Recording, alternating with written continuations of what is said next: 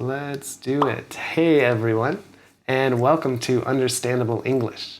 This video is part of a travel series that I have been doing recently, where I tell you about different places and countries and different trips that I've been on, and I do this in a very relaxed and understandable way. So let's learn about the world and learn English at the same time. Today I'm going to tell you about my trip to 2 of the 3 Baltic countries. That is, I'm going to tell you about Latvia and Lithuania. But if you are Estonian, then don't worry, I didn't forget about you. I am going to make a whole video just for Estonia, so don't worry. And if you want, we can even make a little competition where we can see which video gets more likes, the Estonian video or the Latvian and Lithuanian video. What do you think? But anyway, my trip to Latvia and Lithuania was back in 2018 when I was still a student. I had been studying in Spain for the summer, and after my program or course had finished, I decided that I wanted to explore a little bit more of the European continent. So I chose to go to the Baltics. And I started in Estonia, but there'll be a different video about that. And then I moved on to Latvia. My first stop was in Kaunas National Park. I think I'm saying that correctly, so if there's any Latvians who are watching and they can correct me, please do. I would love to know.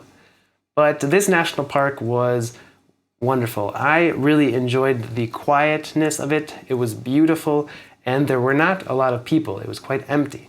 So I really enjoyed a quick hike that allowed me to relax with beautiful nature around me. My next stop after the national park was in Cesis. I think I'm saying that right, so if there's any Latvian who is watching, please fix my pronunciation. But this is a very small town that is famous for the ruins or the broken pieces of a fortress, a historical fortress or historical building. And I would say that it was interesting. It was a tourist location, so of course the prices were a bit higher and it was mostly just tourists. There weren't too many actual Latvians around, but it was interesting enough. But like a lot of these old ruins, once you've seen one, you've seen them all, more or less. Some of them have a few interesting aspects, but it was interesting, so I enjoyed my time there. My next stop on the way towards Riga, the capital of Latvia, was at a bobsled course. And this was my first time ever seeing this type of sport in real life because I had watched the Olympics when I was younger, and so I had seen bobsledding, but I had never thought I'd ever experience it in real life. So I got to see how the course or the track is made. I got to see the actual sleds or the cars.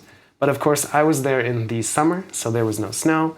No one was actually doing the bobsledding, but it was still interesting to see the infrastructure around. And my next stop in Latvia was the capital, Riga, which was my main goal. I'm not really sure why, but for some reason in my childhood, I remember looking at a map and seeing Latvia, seeing Riga, and I always wanted to go to this place. I don't know why, I didn't know much about it, but for some reason in my childhood, I always wanted to go to Riga.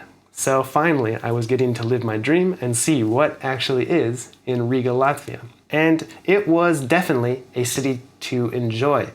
It had the old town in the center, of course, similar to what Tallinn is in Estonia, but it had this old vibe to it, the cobblestones under your feet, and the architecture was wonderful to enjoy. I liked the colors everywhere. There were many different kind of bright colors that are in your face and make you, look around. I enjoyed how some of the buildings were a bit taller than other old towns or old cities that I'd been in. It gave it a bit of an intimidating vibe, almost like the buildings are squishing you down and suffocating you. And so I enjoyed walking through these winding streets of Riga and looking at these different buildings that were a lot taller and made me feel small. It kind of was a different experience than I expected. I also enjoyed all kinds of these unique statues and monuments around the city. For example, there was one with a cat on the roof, and that was interesting, and all kinds of things scattered around. I don't know, there had to be 50 or 60 of these interesting statues that I did not expect, but I enjoyed bumping into them accidentally as I walked around the city. Also, I discovered in Riga, Latvia, that there are these things called free city tours in cities all over the world and in Europe. And I had never heard of such a thing, because normally if you want to go on a tour, you pay money. But the idea is that you have a guide, a local guide, who does this tour for free. And if he does a very good job, people will give him a tip or give him money as a thank you. And so that is how the guide makes money. And this was very interesting because it attracted these guides who really loved history and really loved their city. And it was wonderful to see someone who loves what they're talking about so much. And I think it's a wonderful idea, and it also gives motivation for you guys who are learning English and wanting to travel, because all of these free city tours around the world typically happen in English. And so if you don't know English, well, you're not going to understand much. So it's good to practice and learn. But the overall vibe in Riga, to me, was very relaxed and calm. Especially in the old town, you could take a stroll, that is, take a walk, enjoy a coffee in a cafe, sit in a restaurant, enjoy the architecture. There weren't too many big cars or streets, so you didn't have too much noise. It was a very relaxing place to be. You could also go, not far from Riga, to the beaches on the Baltic Sea, on Jūrmala Beach.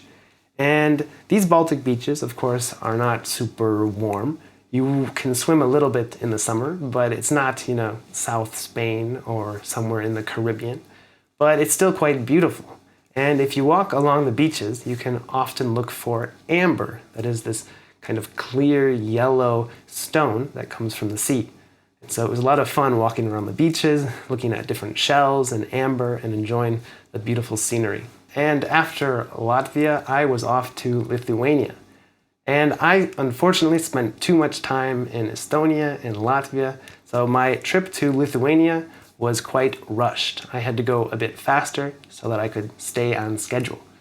But I still had time to visit the capital, Vilnius, and one other city, Kaunas. Now, we'll start with the capital, Vilnius, and it was interesting. The old town, the center part, was much longer. It wasn't this blob in the middle, but it was a very long style of old town.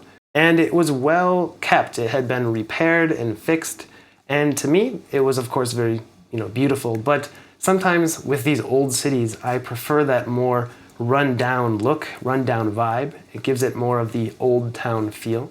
Whereas if things are too perfect, too beautiful, it seems a bit artificial. But it's still beautiful. It's still fun to walk. It just changes the vibe a little bit. I also loved the mix of greenery and nature and the city. You could walk through some parts of town, you could climb up a big green hill and enjoy the view looking down. So it was a very good mix of city and green and nature. Also, I think it's great to use the phrase, don't judge a book by its cover. That is, you can't judge something just by looking at it from the outside. Because as you walk through Vilnius, it was interesting to see that some of the most beautiful buildings from the outside, if you walk inside, it's boring, there's nothing in there. But some of the most old and broken buildings from the outside, if you walk in, they're the most beautiful and decorated buildings that I had seen. So it was interesting to see and try to guess, well, was this building going to be beautiful or boring inside? Other than Vilnius, like I said, I got to visit Kaunas, which was a short day trip, but still definitely worth the time.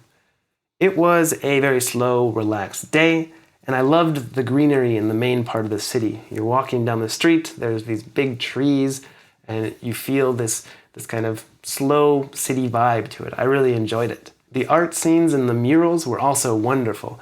As you walk around, you'd see small murals, small pictures on the walls, you'd see huge buildings decorated, and it was wonderful to see. Every time you turned a corner, you could look around, up and down, and perhaps you would see something interesting along the way. I also tried some donuts because some of the local people recommended that I try these famous donuts. And I can say that, well, yep, they were donuts. I don't know if they were anything specific. I hope I'm not going to offend anyone who lives in Kaunas, but that's all I can say about that. But before I dig myself a deeper hole by saying that these donuts are just normal donuts, I just want to wrap up and say that my trip in the Baltics was wonderful. I really enjoy that Baltic brotherhood feeling, where these three countries, even though they are three specific separate countries, they still have this brotherhood because of their shared past history. There's also a lot of similarities to their culture, but also many distinctions. So it's very interesting to travel in these three places and see how they are in some ways related, in other ways completely different. As I said, I have a whole video about Estonia coming out soon. So if you're interested, please subscribe and you won't miss it. But yeah, if you are from the Baltics or you know someone from the Baltics, feel free to share this video.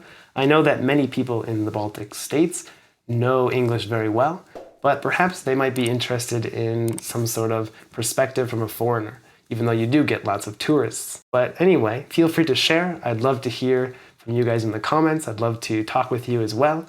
But yeah, if you learned something new or if you enjoyed the video, please press like, subscribe, and I'll see you next time on Understandable English. Toodles!